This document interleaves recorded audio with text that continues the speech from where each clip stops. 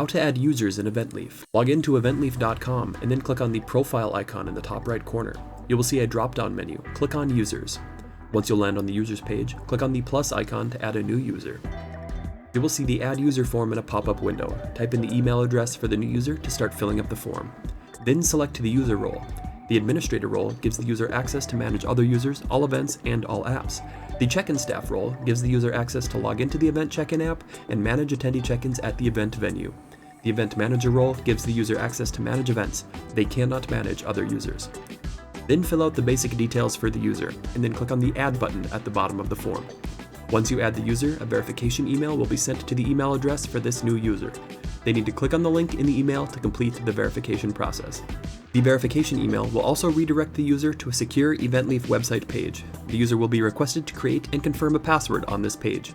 Create a new password and click on Submit. If you accidentally created a new account instead of a new user in your existing account, you will have to get the account deleted. Email support@eventleaf.com or give us a call at 650-594-5955 if you need assistance with getting an account removed. That is how to add more users in Eventleaf.